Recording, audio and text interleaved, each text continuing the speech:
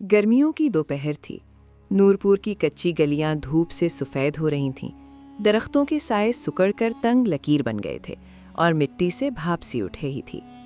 ऐसे में दूर नहर के पुल की तरफ से एक मानूस आवाज़ हवा में तैरती हुई आई। कल्फ़ी, ठंडी कल्फ़ी। आवाज़ सुनते ही जैसे पूरा गांव सांस ले लेता था। जो बच्चा सो रहा होता वो जाग जाता, जो रो रहा होता वो चुप हो जाता, और जो नाराज़ होता वो भी भूल जाता कि नाराज़ क्यों था। वो आया, लकड़ी की रेढ़ी धकेलता हुआ, बाबा करीम। उसकी चाल आहिस्ता थी, मगर उसकी आमद हमेशा जल्दी महसूस होती थी। ऐसा लगता जैसे वो धूप में नहीं चलता, बल्कि साया उसके साथ साथ चलता है। रेड़ी खुलते ही एक अजीब सी खुशबू फैलती, दूध जैसी नहीं, इलायची जैसी भी नहीं, कुछ और। ऐसी खुशबू जो याद दिलाती थी मगर समझ नहीं आती थी किस चीज़ की। बच्चे लपक कर घेर लेते, मुझे पिस्ता वाली, मुझे दो, मेरे पास आधे पैसे हैं। बाबा करीम हमेशा हंसता रहता था, कभी किसी बच्चे को खाली नहीं लौटाता था। इसी हुजूम में एक लड़का हमेशा थोड़ा फासले पर खड़ा रहता था, हारिस। वो बाकी बच्चों जैसा नहीं था। वो कुल्फी लेने से पहले उसे गौर से देखता था, खास तौर पर सांचों को। वो धात के पुराने सांचे थे जिन पर खराशें थीं, मगर एक सांचा बाकी सबसे मुख्तलिफ था।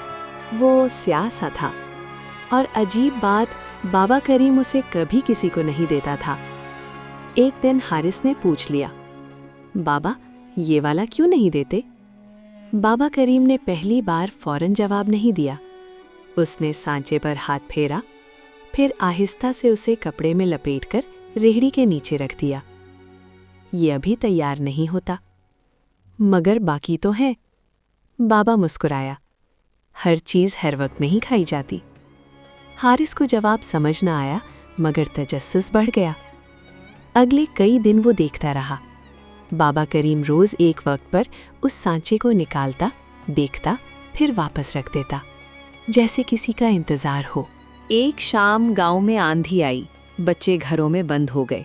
उस दिन कोई कुल्फ़ी लेने ना आया, मगर हारिस ने खिड़की से देखा, बाबा करीम फिर भी आया और उसी जगह खड़ा रहा जहां बच्चे रोज़ जमा होते थे। वो काफ़ी देर खड़ा रहा, फिर उसने वो स्याह सांचा निकाला, सामने रखा और खामोशी से वापस चला गया।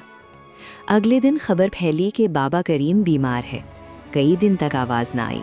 गांव जैसे उदास हो गया। अजीब बात थी, गांव में दूध भी था, चीनी भी, आइसक्रीम भी आ गई शहर से, मगर किसी ने ना खाई। चौथे दिन हारिस चुपके से उसके घर गया। छोटा सा कच्चा कमरा, एक चारपाई, एक बर्तनों की अलमारी और बर्फ रखने का लकड़ी का बाबा करीम चारपाई पर लेटे थे। हारिस को देखकर हल्का सा मुस्कुराए। हारिस ने हिम्मत करके पूछा, वो काला सांचा किसका है? बाबा ने संदूक की तरफ इशारा किया। हारिस ने ढक्कन खोला तो बर्फ के नीचे कपड़े में लिपटा वही सांचा रखा था। वो अजीब हद तक ठंडा था। बाबा आहिस्ता बोले, ये कभी बिकता नहीं, मैं किसी का इंतज़ार करता हूँ। फिर बताया कि बरसों पहले एक लड़का रोज़ आता था और कहता था, मेरे लिए ख़ास वाली रखना, कल ले जाऊँगा। मगर एक दिन वो ना आया। कहाँ गया? हारिस ने पूछा। बाबा ने धीरे से कहा, बहुत दूर। चंद दिन बाद एक रात चांदनी में हारिस ने सुना, कुल्फ़ी। बाहर आया तो रेहड़ी के पास एक धुंधला सा लड़का खड़ा था। उसने पूछा, वो वाली मिली?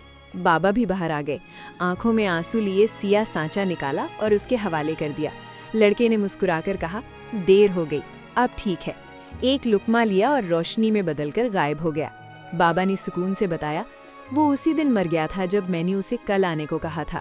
वो कल कभी आया ही नहीं, इसलिए मैं आज तक बनाता रहा। आज मेरा इंतज़ार ख़त्म हुआ। अगली सुबह गांव में कुल्फ़ी की आवाज़ न आई। बाबा करीम खामोश लेटे थे, चेहरे पर सुकून। मगर गर्मियों की कुछ रातों में अब भी हल्की सी ठंडी खुशबू फैलती है और दूर से मध्यम आवाज़ आती है, कुल्फ़ी।